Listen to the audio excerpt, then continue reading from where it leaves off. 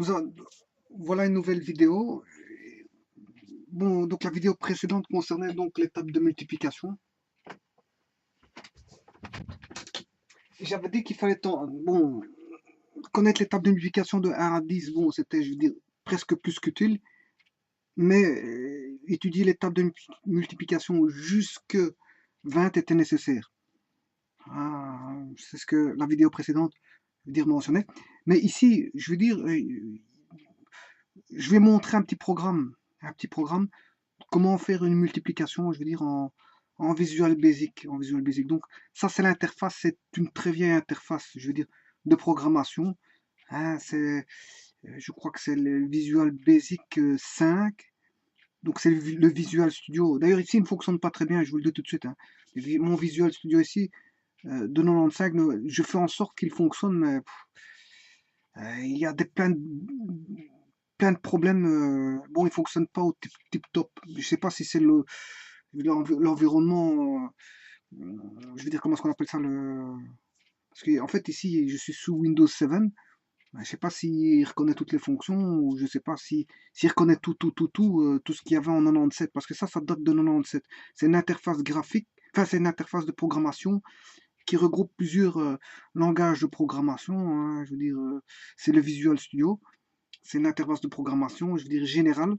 Et en fait, elle n'était pas censée tourner sur un environnement, comment ça s'appelle ça, un système d'exploitation, je veux dire, moderne comme maintenant, parce que ce logiciel-là date de 2000, de 97, 97. Et le Windows 7 est au-delà des années 2000. Donc, euh, il peut y avoir des problèmes. Hein, parce que ça, c'est un environnement Windows. Est-ce que c'est un environnement Windows 32 bits? Est-ce que j'ai un environnement Windows 32 bits ou 64 bits? Ça peut jouer. Mais disons que j'essaie de faire en sorte que ça fonctionne. Voilà, on va pas aller plus loin. Bon, s'il y a un bug, j'essaierai de le déboguer, de faire du débogage pour qu'il fonctionne. Mais à plusieurs reprises, je me suis rendu compte que j'ai eu des problèmes. Bon, il faut savoir que je ne suis pas un programmeur professionnel, je vous le dis tout de suite. Je suis juste ni un programmeur du dimanche. Bon, je ne me situe pas ni dans un faible programmeur, ni un grand programmeur. Mais je me situe entre les deux. Je veux dire, j'essaie de faire tourner des applications que je peux. Et quand je sais dans mes possibilités, quand c'est pas dans mes possibilités, ben, je veux dire, je renvoie à d'autres personnes pour vulgariser, je veux dire, des choses qui seraient compliquées pour les rendre plus simples. Voilà. Mais ici, j'ai fait un petit programme concernant la vidéo précédente, concernant la multiplication. D'ailleurs, je vais le faire tourner tout de suite. Bon, pour faire tourner, il faut aller sur Run, hein, Run, il faut le faire tourner, faire marcher, ou Start ici. Voilà. Si je fais Start, voilà. Ici, on me demande l'étape de 1 à N. N, il faut bien répondre aux questions, je veux dire, d'introduction, parce que bon, si c'est pour rentrer n'importe quoi, ça ne sert à rien. Un utilisateur, je veux dire, il doit s'adapter, je veux dire, au logiciel, s'adapter au logiciel, c'est-à-dire répondre aux besoins du logiciel. Quand il y a une introduction à faire dans une entreprise au niveau d'un logiciel, ben, on ne rentre pas tout n'importe quoi. Hein. S'il faut du code alphanumérique, on ne va pas commencer à rentrer, je veux dire, euh, enfin, s'il faut du code numérique et qu'on rentre du code alphabétique, je veux dire, si le logiciel, le programme demande de rentrer du numérique, il faut rentrer du numérique, rien de plus. L'utilisateur doit s'adapter, je veux dire, à l'introduction des données, au formatage des données. Le formatage, c'est l'informaticien qui le fait, mais bon, les données doivent être déjà préconçues par l'utilisateur, donc savoir ce qu'il doit rentrer. S'il ne le sait pas, ben, il doit lire. Et si j'ai bien marqué table de 1 à n est maximum égal à 20. Ben bon, on va taper 10 alors. Voilà, 10. Alors, la seconde introduction, il indique table de P, P est maximal ou égal à 20. Donc, on va faire les tables donc, de 5. Donc, on va aller de 1 à 10 pour le premier, c'est ce que ça veut dire, hein, de 1 à n, de 1 à 10, puisque n, je rentrais n égale 10. Et la table de P, c'est la table de 5, par exemple, on va rentrer la table de 5. Et j'exécute pour faire la table de multiplication. Voilà. Et on voit que les tables de multiplication donnent 1 fois 5 égale 5, 2 fois 5 égale 10, 3 fois 5 égale 15, 4 fois 5 égale 20, etc. Jusque, bon, où j'ai demandé, c'est-à-dire jusque 10. Parce que maintenant, si je demande pour 20, faisons-le. Voilà. J'ai introduit 20, la table par 5. Voilà. Donc là, j'ai la table par 5. Donc 5, 10, 15, 20, voilà. Bon, maintenant, moi, je vais en profiter pour vérifier mes tables qu'on avait fait précédemment via ce tableau-ci. Voilà, ce tableau-ci. Hein. Donc, je vais faire la table par 11, de 1 à 20, ou de 11 à 20, parce qu'ici, ça reprenait de 11 à 20, hein, de 11 à 20. Hein, si vous vous rappelez la vidéo précédente. Eh bien, on va regarder.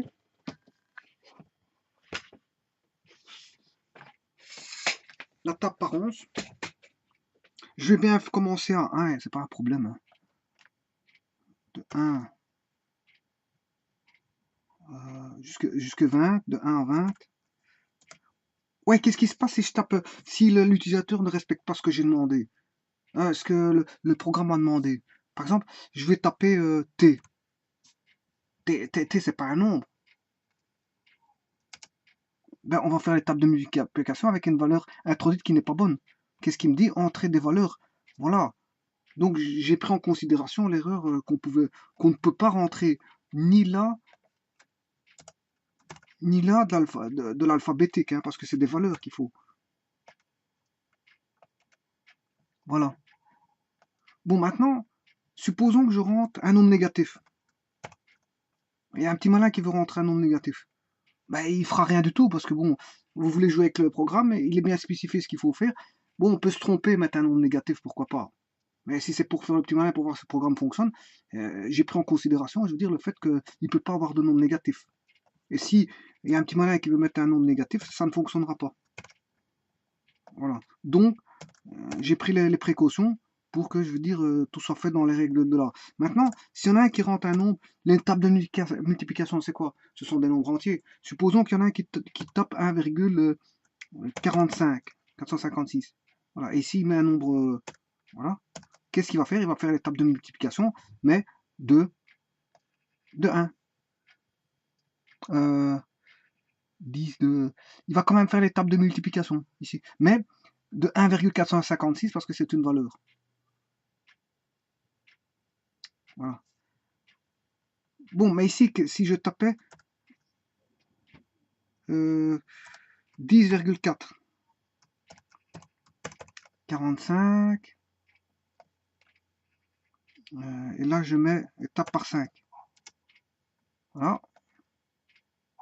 Voilà, ici, quand on dit de 1 à 10, là il va, si je mets ici une virgule, ben, il va calculer la virgule, comme vous avez constaté. Par contre, si je mets une virgule ici, il va prendre la valeur entière. Il va prendre la valeur entière, et à ce moment-là, il va multiplier, non pas, il va aller de 1 à 10, il va s'arrêter à 10. Parce que 10,45, il n'y a pas. Voilà. C'est un nombre entier, il faut rentrer un nombre entier.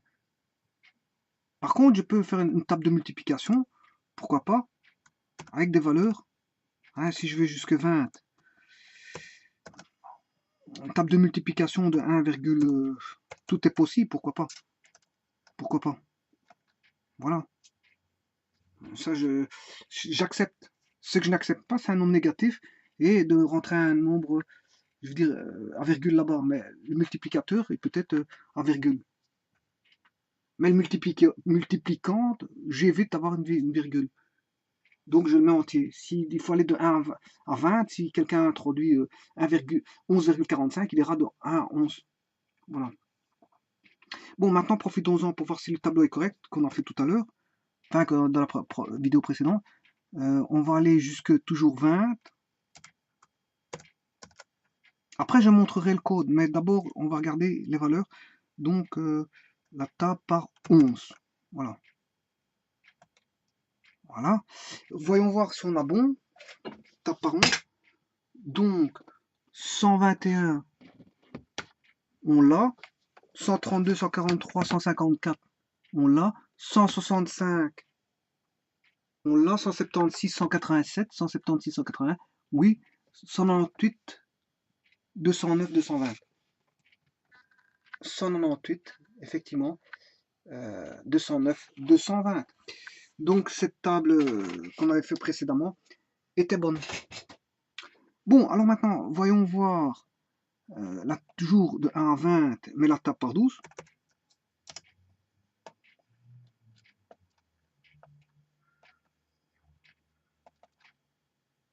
Voilà.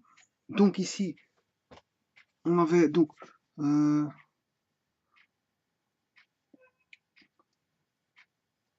132, 144. Donc j'ai bien 132, 144, 156, 168, 180, 192.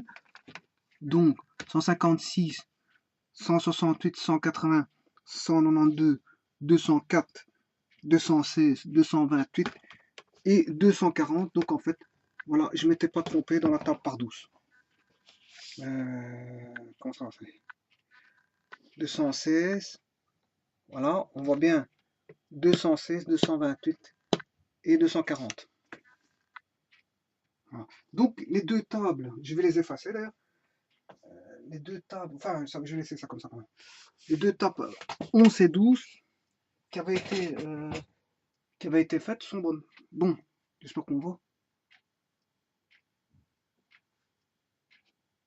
Voilà. Je fais un zoom si c'est possible ici.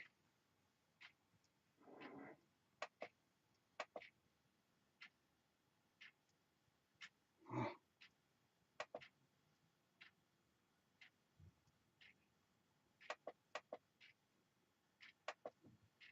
Voilà. Alors, je vais rentrer maintenant la table par 13 et la contrôler.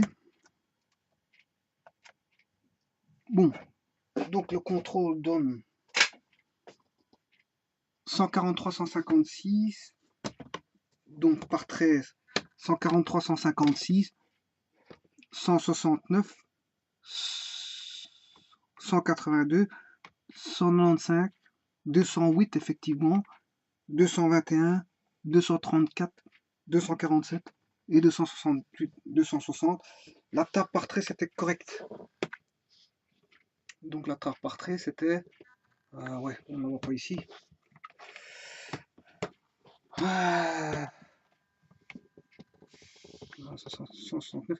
On ne voit qu'une partie en fait. 289, 200. C'est par 13. Donc on a 100 par 13, on a 143 ici. Hein, 143, 156, 169, 182, etc. Et tout est bon en fait. Je viens de le corriger. Bon, je vais faire la table par 14.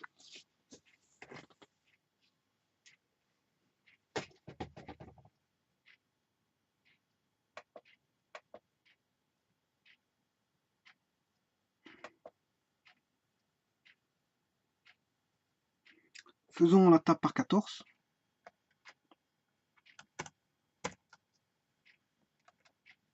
Voilà. Donc ici, qu'est-ce que j'ai pour la table 14 par 14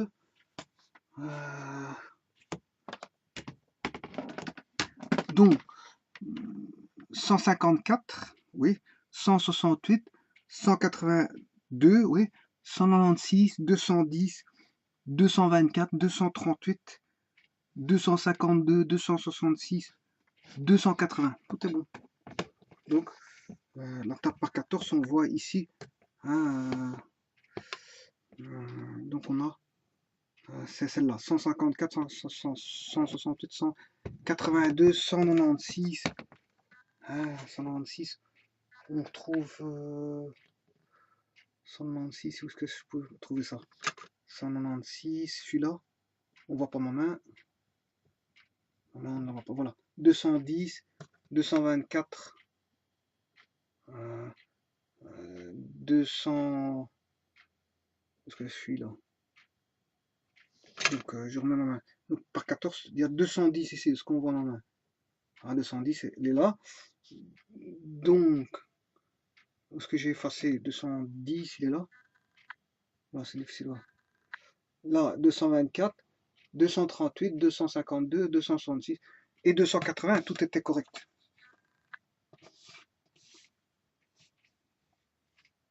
Bon, donc je peux effacer cette fameuse table de 11, 12, 13, 14 parce que tout a été vérifié. C'est ce que je vais m'atteler à faire.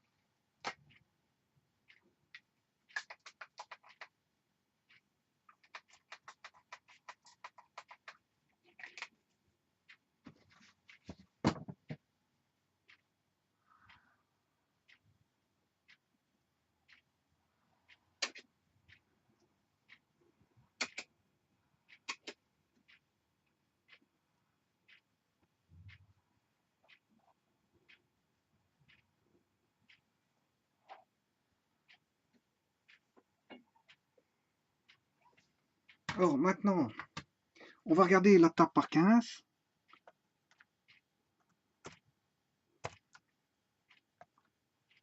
Voilà. Donc on a... Tout le restant était bon, hein. Je vais juste contrôler à partir de 225 parce que tout le restant était fait. 225, 240, 255, 270, 285 et 300. Voilà. Donc on a bien ça. J'ai bien 200, 225, 240, 255, 270, 285, 300. Donc j'efface la table par 15. Elle est faite. Donc tout était bon. Apparemment, tout était bon dans mes tables. Pour l'instant, il n'y a aucune erreur. Faisons la table par 16, mais je vais mettre cette fois-ci à partir de 16 parce que tout le restant, on sait bien que c'est bon, hein. D'ailleurs, c'est pour ça que j'ai effacé tout le restant. Parce qu'on a déjà contrôlé. Voilà. Alors,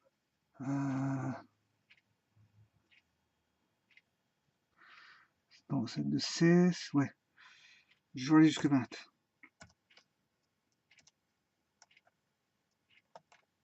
Voilà. À partir de 16, c'est 240, 256, 272. Donc 240, on l'avait déjà bon. Donc il suffit de nous contrôler à partir de 256, 272, 288, 304. 256, 272, 288.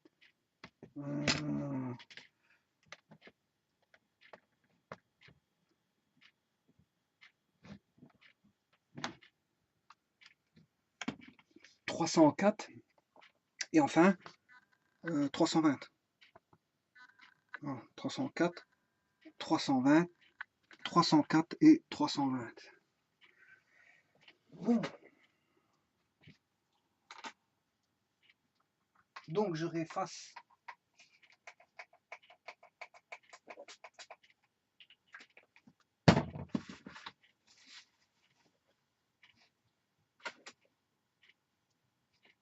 Alors,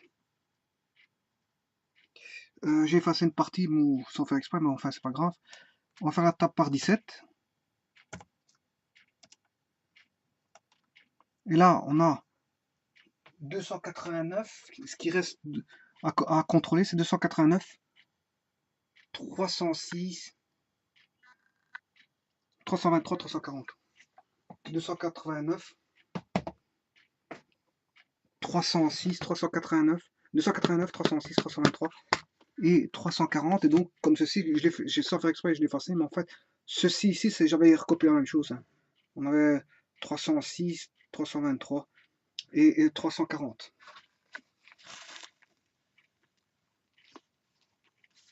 Voilà, ça c'est bon. Alors maintenant, il reste encore la table par 18, et puis le restant par 18 et puis par 19. Par 18, voilà. Les dernières valeurs donnent 324, 342, 360. 324, hein, 324, 342, 360. Voilà, 324 effectivement, il est là. 342 et 360. Voilà. Donc là, et puis il va rester 300. 361 pour la table par 19 et 340. Donc on va faire la table par 19 pour vérifier 361 et 300. Voilà. Et on a bien 361 et 380 comme je viens de dire.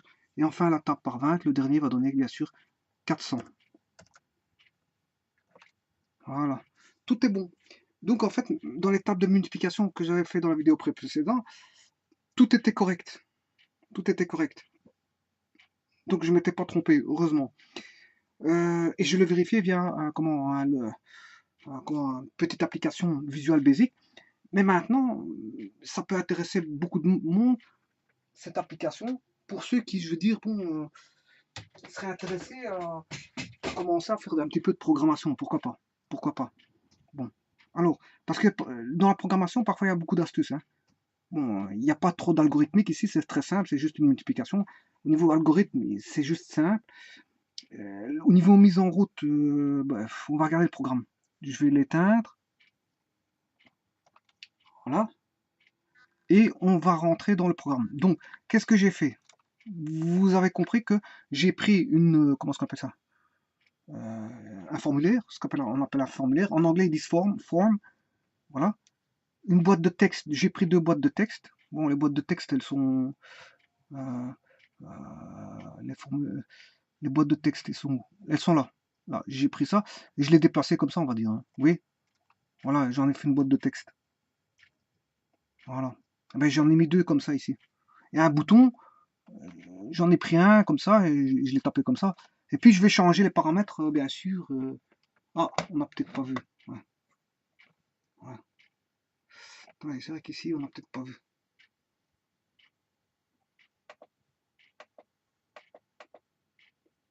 Voilà, je vais répéter ici, on a 2 boîtes de texte hein, qu'on appelle edit box.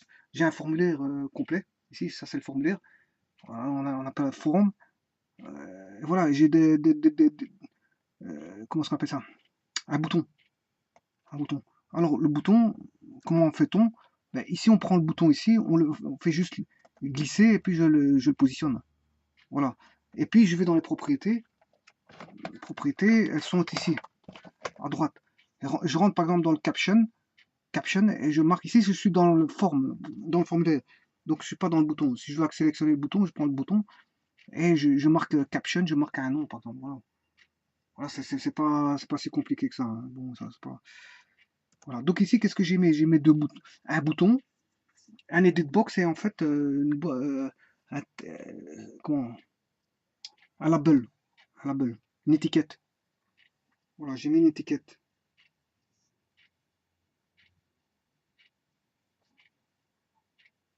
Donc il y a 2 étiquettes, une qui indique que c'est la table. Bon, pour aller changer le label des étiquettes, il faut aller dans les propriétés comme j'ai montré ici. Hein.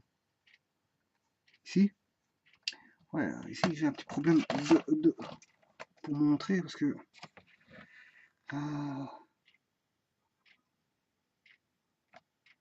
Voilà. Alors, bon, donc j'ai mis 2 edit box, j'ai mis un bouton. Hein. J'étais dans le caption et j'ai changé bon, les propriétés du caption, du bouton. Hein. Et j'ai changé les propriétés du label, du label. Tout ça se fait dans les propriétés. Je clique sur le contrôle que j'ai choisi et je vais changer les propriétés. Bon, par contre, ici, la forme là, je vous dis tout de suite, il y a une astuce. Je suis bien dans forme 1. Il faut aller dans Windows State et il faut prendre Maximize. Voilà. Voilà, dans les propriétés. Il faut aller dans forme 1. Hein, il faut que je choisisse la forme. Donc ici, elle est sélectionnée parce qu'on voit bien hein, les petits points bleus ici de sélection de la forme. Et vous allez dans Windows State et vous prenez Maximize It. Ça veut dire que quand vous allez exécuter donc, le formulaire, il va devenir grand. Il sera plus grand. Directement, il sera plus grand. Il ne sera pas cette taille-là, mais il sera la taille la plus grande. Maximize It, ça veut dire maximiser. Voilà. Bon, maintenant le code. On va rentrer directement dans le code. Il suffit de double-cliquer dans le bouton. Et là, on a directement, je veux dire, un bouton, une routine de clic de commande. Ça veut dire que quand il reçoit, vous cliquez sur Cliquer, c'est un événement qui va se produire, par exemple un clic, et dès le moment où il détecte le clic, hein, à ce moment, il va exécuter la routine de, bien sûr, du clic de quoi? Ben du bouton, hein. Voilà. Parce que le code afférent ici est pas relatif au bouton que j'ai choisi. Voilà.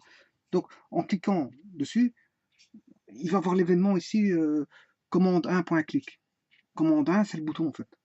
Voilà. Commande 1, voilà. Et c'est une sous-routine. Et alors bon, là-dedans, qu'est-ce que j'ai fait? J'ai pris trois variables que j'ai dimensionnées, hein, en tant qu'en valeur entière. Donc, comment dit-on en anglais? C'est dim. Bon, mes trois variables, c'est ijk as integer. Ça veut dire que, bon, j'ai dimensionné trois variables de type entier. Euh, I, c'est quoi? Bon, c'est une adresse mémoire. Bon, quel est son, quel est son contenu? Mais c'est ce que on va introduire. Le I, c'est ce qu'on va introduire dans la mémoire. Mais quelle est son adresse? On s'en fout. On ne travaille pas avec des adresses ici. Donc, en fait, on s'en fout de son adresse. On joue avec des variables qui ont une adresse, mais on s'en fout de leur adresse. Donc, j'aurai un contenu d'adresse. J'aurai un contenu. Je jouerai avec un contenu. Donc, combien de valeurs mémoire que j'aurais besoin? Ben, 3. Apparemment, j'en aurais besoin de 3 ici. Attention que j'aurais pu marquer dim i as integer. Une deuxième phrase, une deuxième instruction, dim j as integer et dim k as integer en troisième ligne. Mais j'ai repris tout, j'ai tout repris. Ah ouais, encore. Il faudrait que je fasse attention parce que ici, on voit pas. Voilà. Voilà. Bon, donc je répète. Donc ici, j'ai un événement en clic, je rentre dans la fonction. Dès le moment où j'ai cliqué sur le bouton que vous avez vu tout à l'heure dans le formulaire, j'ai qu'un seul bouton, de toute façon, j'en ai pas 36. Voilà, et là, je dimensionne mes variables. Dimensionner mes variables, ça veut dire quoi? Mais ça veut dire allouer une zone mémoire dans laquelle mes variables vont être introduites. Pourquoi faut-il allouer? Parce que les zones mémoire, elles ont une allocation d'autant d'octets. Voilà. Donc, un integer, par exemple, on sait bien que c'est une valeur d'octet bien précise. Donc, en lui disant que ça va être de l'integer, on sait bien combien va prendre la taille de la mémoire. Voilà, c'est tout ce que ça veut dire. Donc, ici, j'ai trois tailles de mémoire identiques. IJK, ils sont en tant qu'entier, c'est-à-dire trois tailles de mémoire identiques. Voilà. Alors, bon, on s'en fout de l'adressage, comme j'ai expliqué. Alors, ici, qu'est-ce qu'on voit? Ah, peut-être ici, il faudra augmenter. Ouais. Ah, parfait. Ça, c'est parfait. Ça, c'est vraiment parfait pour moi. Donc ici, c'est quoi CLS? Ben, CLS, généralement, c'est Clear Screen. Ça veut dire c'est un effacement de l'écran. Voilà. D'ailleurs, je l'ai marqué ici. Hein, ça vient de l'anglais Clear Screen, même avec trois lettres. Donc ça veut dire que, bon, je dimensionne mes variables en préalable, et puis en second, j'efface l'écran. Je donne instruction, je veux dire, à l'ordinateur, euh, donc au processeur, parce que c'est lui qui va tout faire, hein, d'effacer l'écran. Il va effacer l'écran. Voilà. Ensuite, qu'est-ce qui se passe?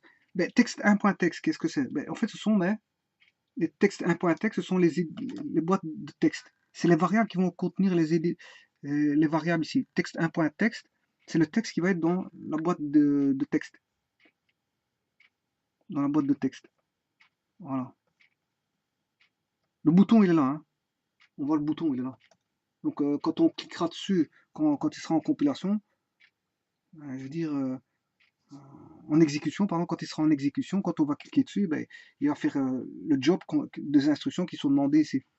Voilà. Et texte 1.text, c'est quoi? Ben, je retransfère vers la variable i. Donc texte 1.text qui contenait que vous allez introduire les valeurs. Hein, vous allez introduire des valeurs dans le texte 1.text et dans le texte 2.text, parce qu'il y a deux zones de texte. La première va aller dans la variable i et la seconde dans la variable j. Et alors à ce moment-là, c'est là que je dis pour les petits malins, qu'est-ce que j'ai fait? Ben, je fais un test de isNumeric i and isNumeric j. Ça veut dire quoi? Ça veut dire que le traitement auxiliaire qu'il va avoir par après n'aura lieu que si on rentre du numérique. Hein. Si on ne rentre pas de numérique aussi bien pour le i et pour le j, à ce moment-là, bon, j'exclus tout traitement. Voilà la raison pour laquelle que quand on rentrait par exemple du texte, c'était pas du numérique. Ah ben, en fait, il faisait pas de traitement. Il vous disait bon qu'il n'y a pas de traitement. Voilà. Alors maintenant, si i est plus petit que ou égal à 20, ben, et j plus petit ou égal à 20, ben là, je peux faire l'étape de multiplication. Parce qu'ici, le but, c'est de faire l'étape de multiplication jusque on va dire jusque 20. Hein. Ça ne nous intéresse pas de faire jusque 100 ou 2000. Moi, ça ne m'intéresse pas ici. À ce moment, je prends ma calculatrice, comme j'ai dit dans la vidéo précédente. Hein. Ah, s'il faut faire 47 fois 59, autant prendre une calculatrice que de commencer à faire les tables.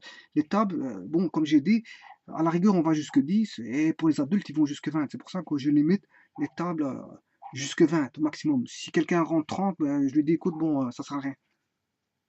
Voilà, donc c'est pour ça qu'il faut que je teste les valeurs de I et de J entrées introduites au clavier. Si elles sont supérieures à 30, bon, je n'accepte pas. Je n'accepte que jusque 20. Voilà, aussi bien pour I que pour J.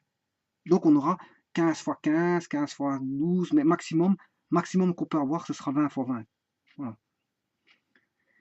Et à ce moment-là, qu'est-ce qui se passe? Ben, à ce moment-là, je peux afficher print table multiplication, table de multiplication. Et print, bon, voilà, les prints, c'est quoi? C'est de l'affichage sur une console. Sur une console, le print. Voilà. Et si ma console, c'est quoi? Ben, c'est ma boîte de dialogue. Donc en fait, il va afficher les résultats via mon formulaire. Via mon formulaire. Donc le print, il va se faire sur le formulaire. Voilà. Alors, comment ça va? Et l'algorithme, il est là, bon, c'est un bête algorithme parce que c'est plus simple que ça, il n'y a pas. C'est pour k égale 1 jusque i, hein, eh ben, je fais la multiplication et je mets le résultat dans P. Voilà. Par contre, j'ai oublié de dimensionner P. Parce que ici, en Visual Basic, c'est pas trop grave, sauf si je mets option explicite, à ce moment-là, il faudra obligatoirement, si je mets l'option explicite, je suis obligé de dire que P est un entier. Mais ici, comme je n'ai pas mis P, il va le prendre en tant que variant. En tant que variant, voilà. Donc ici, je remets P égale entier, voilà. J'avais oublié, bon, je le rajoute. Donc je fais P K fois J, ben ça c'est la multiplication. Alors qu'est-ce qu'il va faire? Il va faire un bouclage. Hein, un bouclage. Un bouclage de quoi? Ben voilà, il va faire un bouclage. Donc si K vaut 1, jusque combien? Ben, si vous faites les multiplications jusque, vous allez demander jusque 15, il va faire une fois, et que I vaut de 1 à 15 et J vaut par exemple 3, c'est la table de multiplication par 3 et il y aura 1 fois 3, 2 fois 3, 4 fois 3, 5 fois 3, 6 fois, jusque 15 fois 3, puisque vous avez tapé I égale 15. Donc l'edit box 1 c'était bon, le multiplicand si vous voulez, et le J ce sera le multiplicateur. Et le P sera le résultat qui sera la multiplication, c'est-à-dire le produit. Alors, le P c'est le produit. K, c'est l'élément variable, 1, 2, 3, 4, 5, 6, 7, jusqu'à 20, et J, ben, c'est l'élément constant, on va dire ça comme ça. Voilà. Et puis je fais un print, attention à la syntaxe, ici c'est juste ça le principal ici, parce que c'est vrai que, bon, ceux qui ne le savent pas, bon, il va chercher pendant un certain temps. Comment faire un print de plusieurs éléments? Ben, il faut mettre print K, virgule, ensuite je mets le symbole fois, virgule, J, virgule, voilà, cette syntaxe-là, et j'espace tout. L'espacement se fait comme ça. C'est SPC qui veut dire space, et table de tabulation. Hein. On retrouvait en Basic avant le VTab HTab. VTab HTab, c'est tabulation horizontale, tabulation verticale. Mais ici, ça se fait encore pas comme tout à fait le vrai Basic. Voilà, c'est pas HTab, VTab ici. Voilà. Et tab, je crois même que c'est un mot, dire, de l'ASCII. Tab. On peut retrouver le tab dans l'ASCII, je crois. La tabulation. En tant que fonction. Et non pas caractère ASCII. En tant que fonction. Parce que dans l'ASCII, il n'y a pas que des caractères, il y a aussi des codes de fonction. Voilà, par exemple, la sonnerie, le bell, comment est-ce qu'on appelle ça? L'acknowledge, c'est-à-dire la reconnaissance d'un signal. Enfin, il y a pas mal de. Et donc, tap est une fonction de tabulation, c'est-à-dire tabulation d'écran horizontale, verticale. Voilà. Donc ici, bon, qu'est-ce qui se passe? Donc je fais ma table de multiplication si, bien sûr, les valeurs d'entrée sont inférieures, toutes les deux inférieures à 20. Maintenant, s'ils ne sont pas inférieures à 20, qu'est-ce que je dis? Je dis bah, le nombre correspondant, je fais un message box, c'est-à-dire je fais ressortir une boîte, de messages en disant attention, le nombre ne correspond pas à la gamme de nombres Et je dis introduisez donc des nombres dans la gamme spécifiée, c'est-à-dire qu'il faut une gamme inférieure à 20.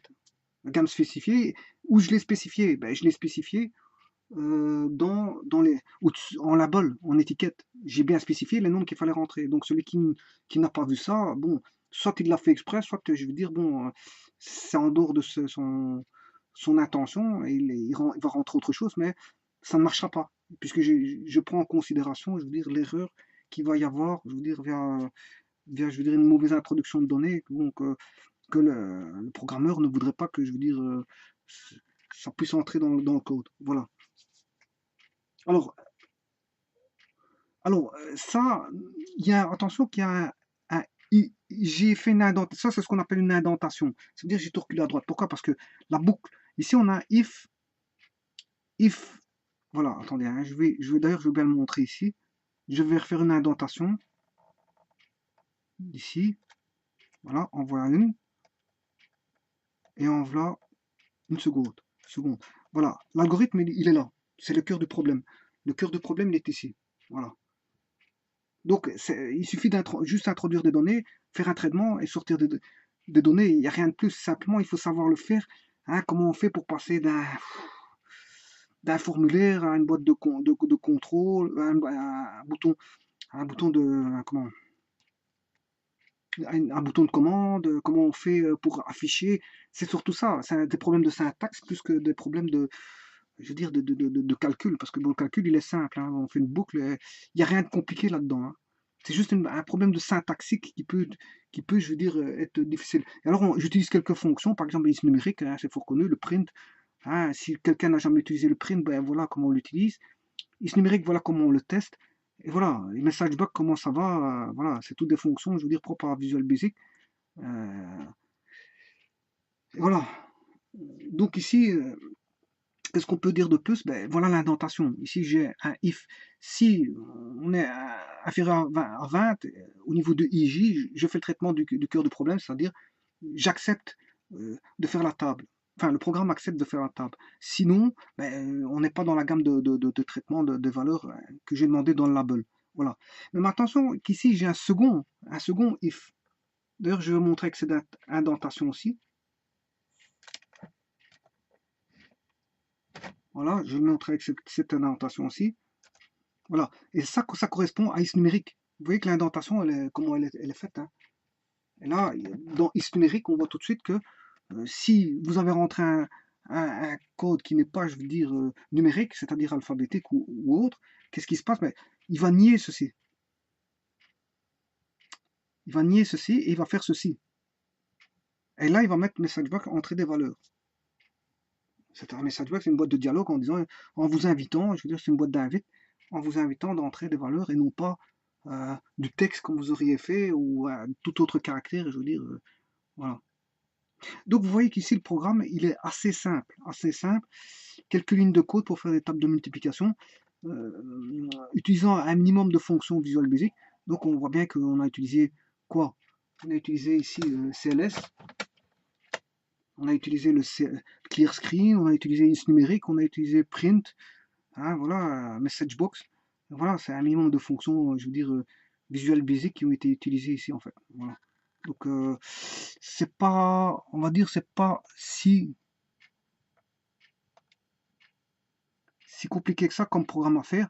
Bon, ça prend, ça prend quoi? Ça prend pas beaucoup de temps. Ça prend pas beaucoup de temps, juste le temps de coder ceci et de faire fonctionner, voilà. Je vous dis ici, le plus dur ici, à la rigueur, c'est celui qui n'a jamais utilisé la fonction print, par exemple. Allez, bon, il n'a jamais utilisé la fonction print, comment ça va? Voilà. Je vous dis tout de suite, je ne l'avais jamais utilisé auparavant. Hein. Bon, j'ai dû chercher un petit peu, bon, j'ai cherché un petit peu, et puis j'ai fini, je sais pas comment, à retomber sur mes pattes. Voilà.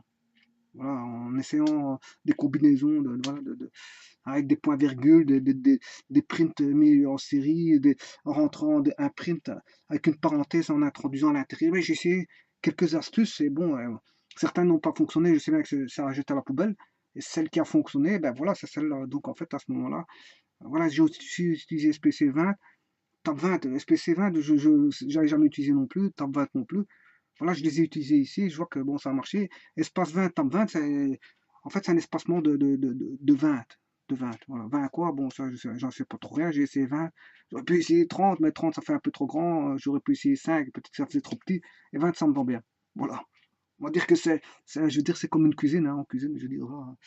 En cuisine, ça, on fait un petit peu de sel, ça va pas. On met un petit peu de poivre, bon, ça va un peu mieux. Je remets un petit peu de persil, bon, hein, le goût il est bon. Et ben voilà, après, c'est comme une cuisine. C'est un peu la même chose.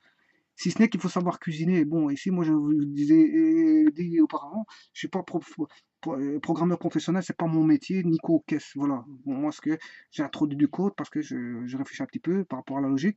Et à partir de là, si je sais faire un petit quelque chose, tant mieux. Si je sais pas, ben, tant pis. Je veux dire, je suis pas obligé de savoir, je veux dire, faire des choses.